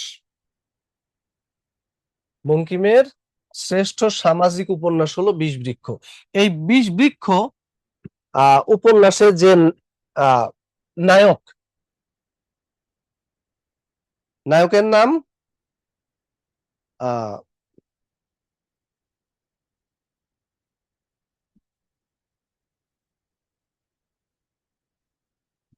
আচ্ছা, এই উপন্যাসের নায়ক নায়ক এবং মানে নায়ক যে, তার নামটা হলো কি যেন, ধনেন্দ্র নাকি নামটা? নগেন্দ্রনাথ। নগেন্দ্র। এই নগেন্দ্র, তার ওয়াইফের নাম হলো সূর্যমুখী। সূর্যমুখী সূর্যমুখী এবং নগেন্দ্রের তো সুখের সংসার, কিন্তু একসময় নগেন্দ্র রাস্তায় এক অনাথাকে দেখতে পায়। কি নাম তার? কুন্দ নন্দিনী। এই কুন্দ নন্দিনী এক অনাথা বালিকা, তাকে বাড়িতে নিয়ে আসে। বাড়িতে নিয়ে আসলে সূর্যমুখী কি করে, এই কুন্দর সাথে তার ভাইয়ের বিয়ে দিয়ে দেয়। কার ভাইয়ের? সূর্যমুখীর ভাইয়ের বিয়ে দিয়ে দেয়। কিন্তু বিয়ের কিছুদিনের মাথায় কুন্দ বিধবা হয়ে যায়, সূর্যমুখীর ভাই মারা যায়। তখন কুন্দ আবার কি করে, এই বাড়িতে ফিরে আসে। যখন এই বাড়িতে ফিরে আসে, এবার কি হয় বলেন তো? বাড়িতে আসার পরে নগেন্দ্রের সাথে কুন্দের শুরু হয়। তো ইয়েটা যখন চরম পর্যায়ে পৌঁছে এটা সূর্যমুখী বুঝতে পারে, তখন কি করে, কুন্দকে এই বাড়ি থেকে বের করে দেয়। কিন্তু বের করে দিলেই তো আর সমস্যার সমাধান না, কারণ ওই যে কি জানো, কাঁঠালের আঠা লাগলে জোড়া, কি লাগলে জোড়া ছুটে না। তো কুন্দকে যখন বের করে দেয়, নগেন্দ্র যখন এসে দেখে বাড়িতে নাই, বের করে দিয়েছে, তখন নগেন্দ্র এই বাড়ি থেকে বের হয়ে যায়, কুন্দকে বিয়ে করে সংসার করতে থাকে। এদিকে সূর্যমুখী নিঃসঙ্গ আর একাকিত্বের জীবন সহ্য করতে না পারে সে বাড়ি থেকে বের হয়ে যায়, পথে পথে ছুটতে থাকে। ওই সময় অসুস্থ হয়ে যায়, এক ব্রাহ্মণ সাধু তাকে সুস্থ করে তোলে, খবর পাঠায় নগেন্দ্রের কাছে, নগেন্দ্র গিয়ে তাকে আবার বাড়িতে নিয়ে আসে।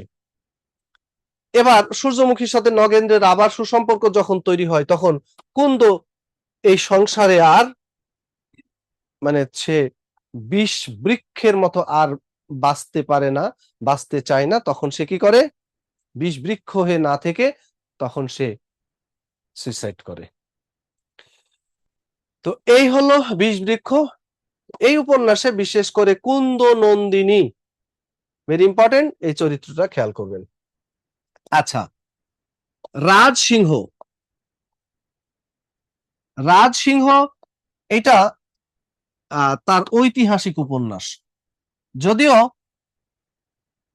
যদিও বঙ্কিমের প্রায় 7টা উপন্যাসের মধ্যে ইতিহাসের প্রসঙ্গ আলোচিত হয়েছে, কিন্তু অধিকাংশ ইতিহাসই তার পেট বানানো আজগুবি বানোয়াট উদ্ভট ইতিহাস। আমরা হ্যাঁ, যেমন দেখলাম, আরে বঙ্কিমচন্দ্রের ইতিহাস তো, এই উপন্যাসগুলো তো ম্যাক্সিমাম মুসলিম বিদ্বেষী, হ্যাঁ, মুসলিম শাসক বিদ্বেষী। মুসলিম বিদ্বেষী, এবং সেটা তিনি পরিষ্কারভাবে প্রকাশ করেছেন।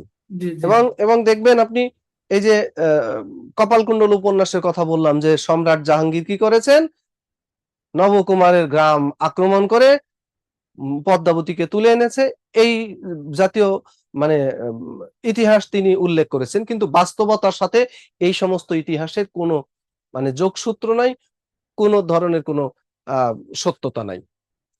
মূলত তিনি মুসলমানদেরকে আহ নানাভাবে কোণঠাসা করার জন্য, মুসলমানদেরকে হেয় প্রতিপন্ন করার জন্য এই সমস্ত ইতিহাসকে তিনি তুলে এনেছেন। পরবর্তীতে আপনি দেখবেন এই যে দুর্গেশ নন্দিনী উপন্যাসে তিনি কি করেছেন, এই উপন্যাসের মধ্যে নায়িকা মুসলমান, নায়ক হিন্দু। কথা বুঝেছেন? তিনি হিন্দু নায়কের বিপরীতে নায়িকা হিসাবে মুসলমানকে তিনি নিয়ে এসেছেন। পরবর্তীতে তো এই উপন্যাসের কাহিনীতে ক্ষিপ্ত হয়ে আমাদের সৈয়দ ইসমাইল হোসেন সিরাজী একটা উপন্যাস রচনা করেছিলেন, রায়নন্দিনী। উল্টা কাজটা করেছেন, নায়ক মুসলমান, নায়িকা হিন্দু। তো প্রত্যেকটা উপন্যাসের মধ্যে আহ, মানে ইতিহাসকে যে টেনেছেন সেই ইতিহাসগুলো বিকৃত ইতিহাস। তবে রাজসিংহ এটার ব্যাপারে তিনি আত্মপক্ষ সমর্থন করেছেন, যে অন্য উপন্যাসগুলোকে মানে ঐতিহাসিক বলেন আর নাই বলেন, রাজসিংহকে ঐতিহাসিক বলতে হবে। এটা ওই যে মোগল আর পাঠানদের মধ্যে যে সংঘর্ষ হয়েছিল সেটার কাহিনীটা এখানে কিছুটা বিধৃত হয়েছে। আচ্ছা, আর একটা উপন্যাসের নাম মাথায় রাখবেন, সেটা হলো রজনী। রজনী এটা হলো তার মনস্তাত্ত্বিক উপন্যাস। রজনী এটা হলো তার মনস্তাত্ত্বিক উপন্যাস। ঠিক আছে, যাই হোক, তো এই উপন্যাসের নামগুলো খেয়াল রাখবেন। এবার আসেন, কাব্য লেখেন তার, দুইটা কাব্যের নাম লেখেন, একটা হলো মানস, ললিতা, এই কাব্য দুটো মনে রাখবেন। আর প্রবন্ধ, কয়েকটা প্রবন্ধের নাম মনে রাখবেন।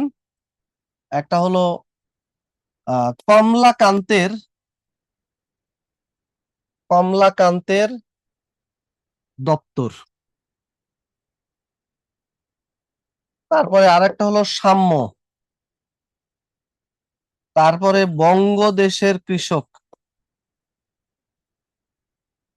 বঙ্গদেশের কৃষক। ঠিক আছে, এই প্রবন্ধের নামগুলো, বিশেষ করে কমলাকান্তের দপ্তর এবং সাম্য, এই দুটো প্রবন্ধের নাম খেয়াল রাখবেন। তো তো এই হলো আমাদের বঙ্কিমের উপন্যাস, প্রবন্ধ, কাব্য। এবার আসেন আহ মীর মশাররফ হোসেন লেখেন।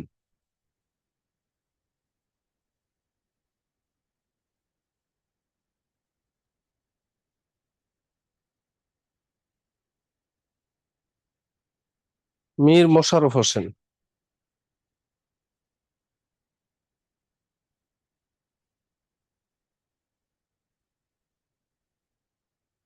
লিখেছেন? বানানটা ঠিক মতো লিখেছেন?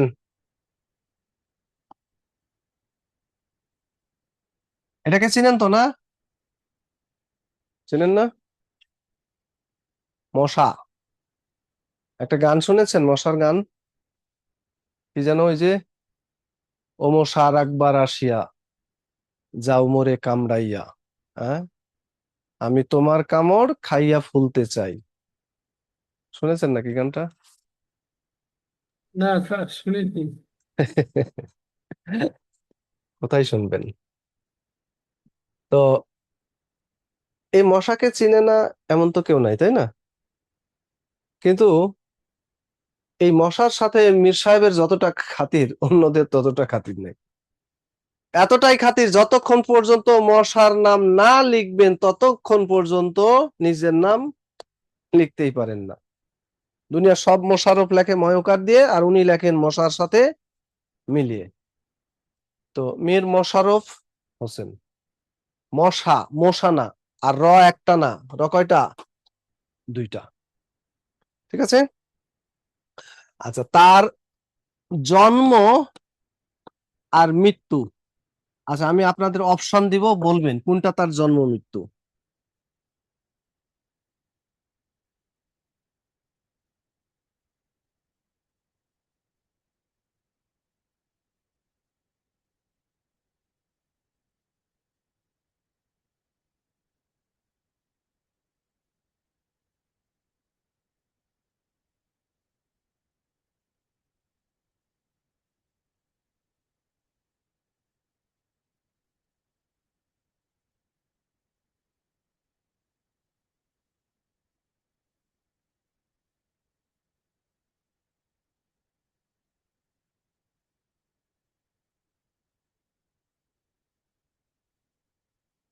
বলেন তো, মীর মশাররফ হোসেনের জন্ম মৃত্যু কোনটা হবে, উপরেরটা নাকি নিচেরটা?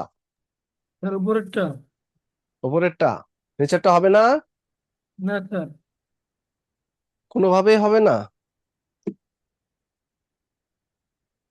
কোথাও কোথাও না 12 দেওয়া আছে।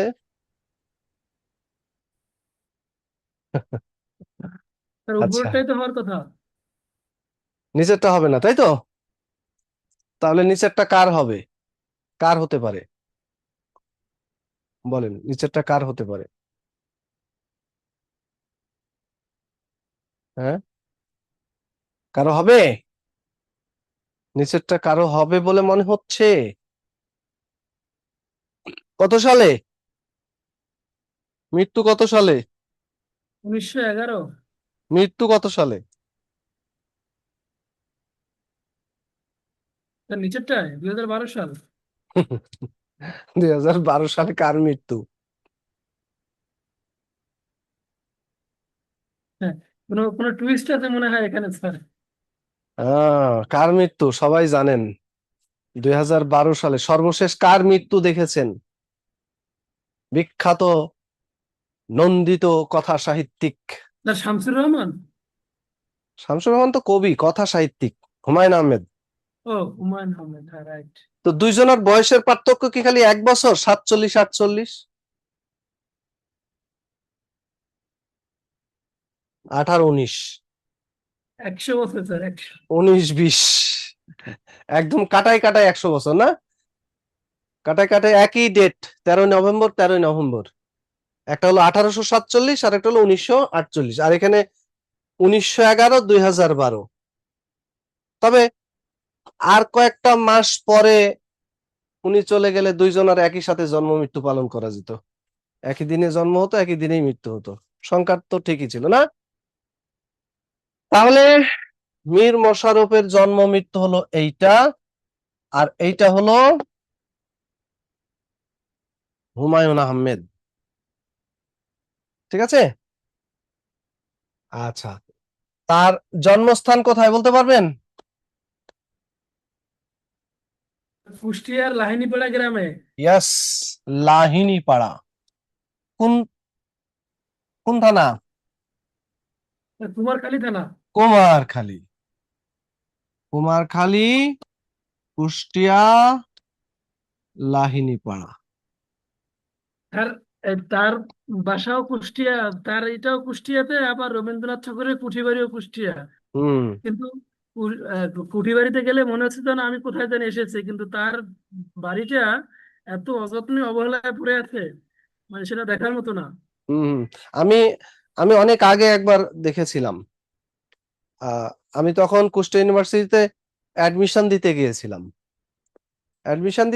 মানে কি, ফর্মটা জমা দিতে গিয়েছিলাম, পরীক্ষা দিতে যাইনি। তো তখন গিয়ে ঘুরে এসেছিলাম। তার মৃত্যুটা কোথায় বলতে পারবেন? হুমায়ুন আহমেদ, মীর মশাররফ হোসেনের মৃত্যু। মৃত্যু গ্রামের নাম কি?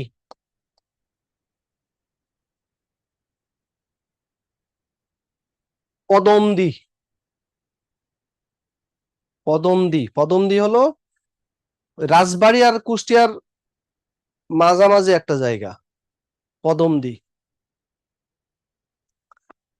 তো আমাদের মীর সাহেবের যখন বয়স হলো, কিসের বয়স বলেন তো? হ্যাঁ, যখন তার বয়স হলো,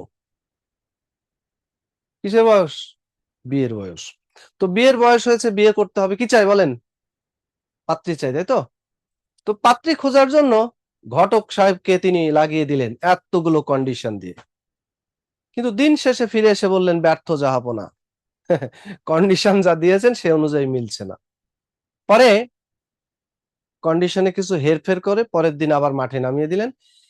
এইবার ফিরে এসে বললেন, ইউরেকা, ঠিক যেমনটা চেয়েছেন ব্যাটে বলে মিলে গেছে। তো মিলে যখন গেছে তখন আর দেরি কেন, সক্কা। কি করলেন? শুভ কাজ সম্পন্ন করে ফেললেন। আর শুভ কাজ সম্পন্ন করার পরে ওই যে পেন্ডিং এর একটা সিস্টেম আছে না, 1 মাস পরে, 2 মাস পরে, কিংবা অমুক শুভ লগ্নে, কোনো পেন্ডিং নাই। শুভ দিনেই শুভক্ষণ, অর্থাৎ যেদিন বিয়ে ওই দিনই বাসর ঘর। তো মীর সাহেব বীর দর্পে ঢুকছেন, বাসর ঘরে কিছু একটা হবে, কাছে গেলেন, আস্তে করে ঘোমটাটা উঠালেন। কিন্তু একই অকস্মাৎ হলো বজ্রপাত। কি হয়েছে বলেন তো? ঘটনাটা কি ঘটেছে? তার মনে হয় চেহারা ভালো না। ঘোমটা উঠিয়ে যা দেখলেন, কি দেখলেন? ঘোমটা উঠিয়ে দেখলেন এই জন সেই জন নয়। যাকে দেখে পছন্দ করে বিয়ে করেছেন তার পুরা উল্টা। বলেন আপনারা হলে কি করতেন? বাঁচাও বাঁচাও বলে চিৎকার করে দরজা ভেঙে। মীর সাহেব তেমন কিছুই করলেন না, মেনে নিলেন যা আছে কপালে। আর তিনি যে মেনে নিয়েছেন তার প্রমাণ হলো, তিনি তার সেই ওয়াইফের নামে একটা পত্রিকা সম্পাদনা করেছিলেন। বলেন তো তার ওয়াইফের নাম কি?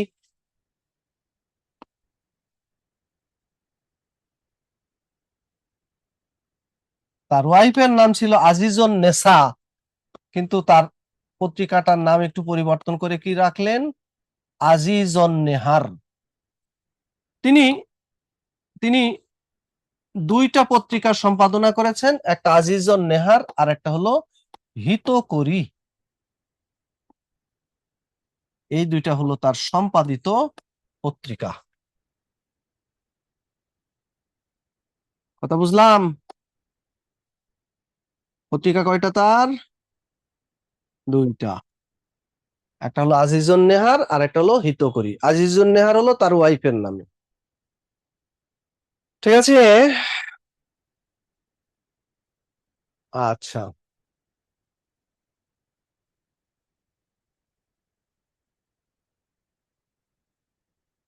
তো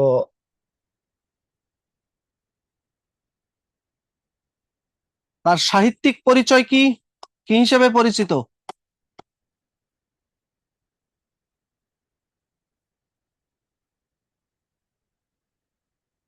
কি হিসাবে তিনি বেশি পরিচিত, সমধিক পরিচিত?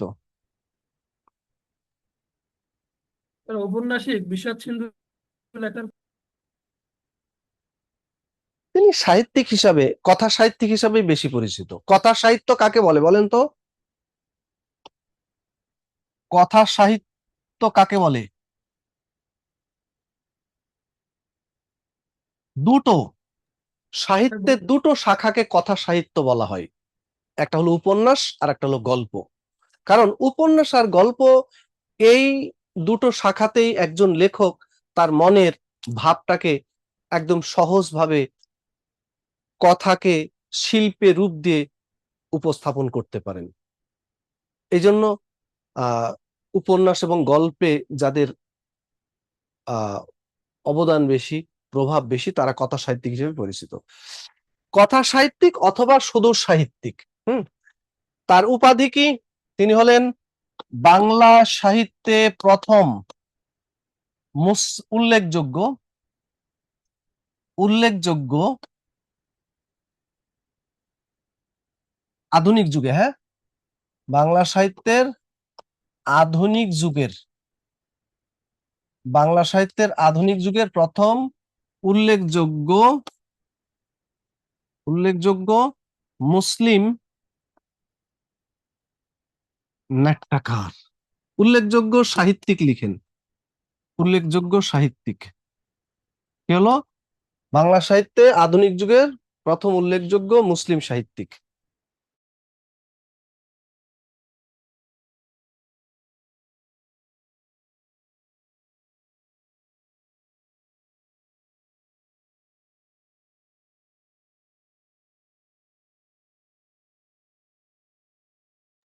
আচ্ছা, হয়েছে। তাহলে প্রথম মুসলিম, উল্লেখযোগ্য মুসলিম সাহিত্যিক।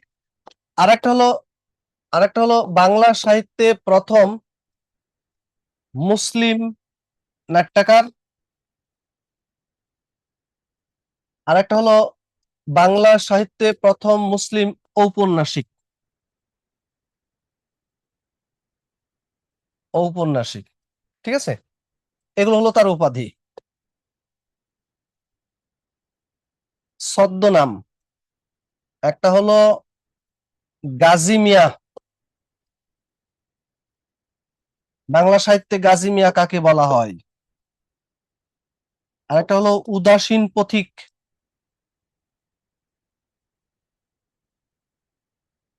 আরেকটা হলো ভেড়াকান্ত।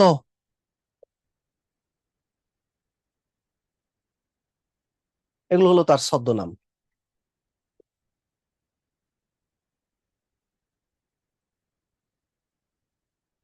ঠিক আছে?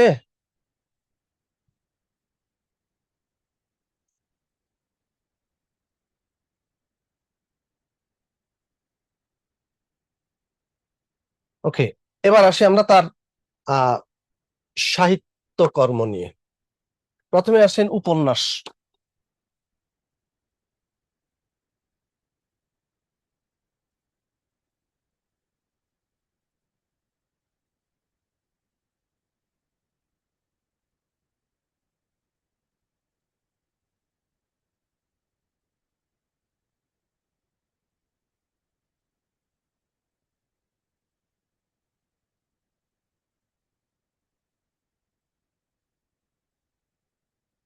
একটা গল্প লিখছি।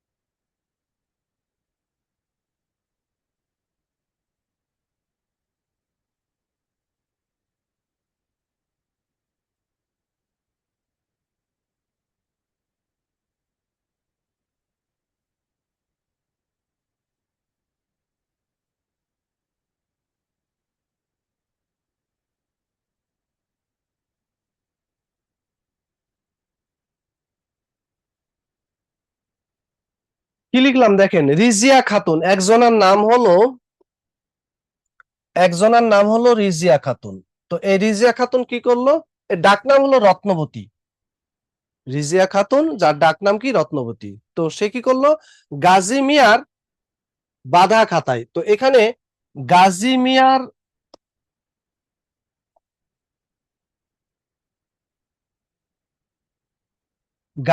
বাঁধা খাতায় এই গাজী মিয়ার সাথে যোগ করেছি বস্তানি, গাজী মিয়ার বস্তানি। বাঁধা খাতায় এখানে একটা উপন্যাস হলো বাঁধা খাতা। বিষাদ মনে, এটা কি হবে, বিষাদ সিন্ধু।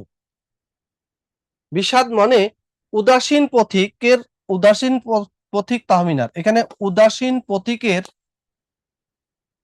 মনের কথা, উদাসীন পথিকের মনের কথা। তো উদাসীন পথিককে তাহমিনার, এখানে তাহমিনা একটা, উদাসীন পথিক তাহমিনার ইসলাম জয়ের, এখানে হলো ইসলাম জয়ের, এটা হবে ইসলামের জয়, ইসলামের জয়, ইসলাম জয়ের নিয়তির কথা জানালো। এখানে নিয়তি কি অবনতি,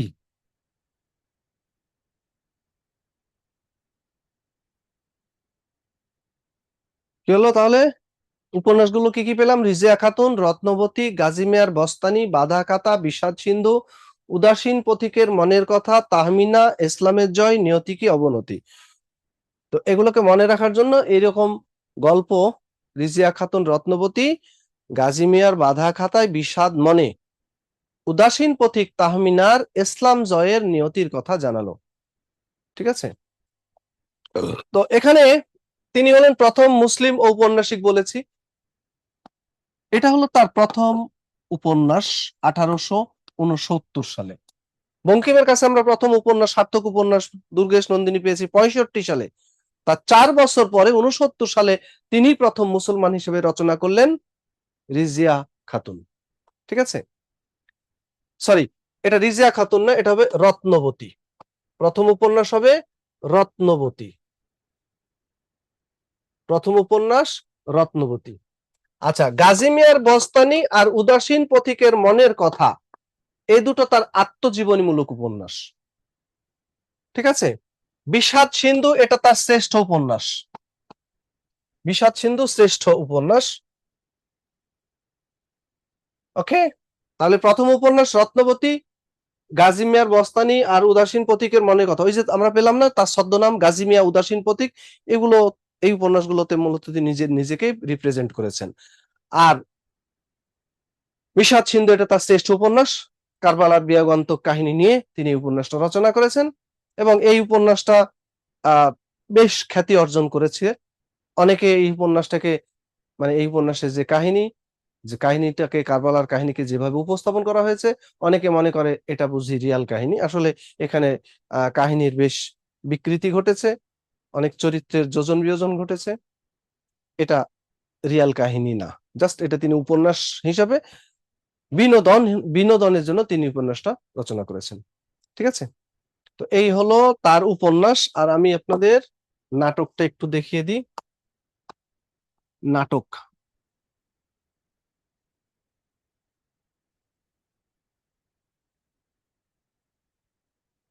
বেটা বসন্ত জমিদার, বেটা বসন্ত জমিদার, এখানে বেতে হবে বেহুলা গীতাভিনয়, বেহুলা গীতাভিনয়, তাতে হবে টালা অভিনয়। বসন্তের সাথে কুমারী, জমিদারের সাথে দর্পণ। তাহলে বেহুলা গীতাভিনয়, টালা অভিনয়, বসন্ত কুমারী, জমিদার দর্পণ, এগুলো হলো তার নাটক। তো এখানে বসন্ত কুমারী এটা তার প্রথম প্রকাশিত নাটক, তিনি প্রথম মুসলিম নাট্যকার হিসাবে এই বসন্ত কুমারী নাটকটি রচনা করেছেন।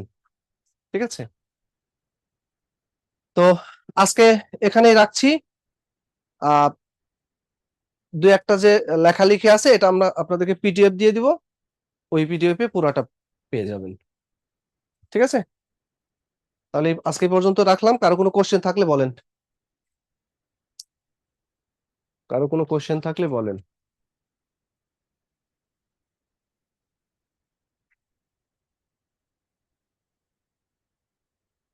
স্যার কোয়েশ্চেন নাই। ঠিক আছে, এটা নিয়ে একটু পড়তে হবে।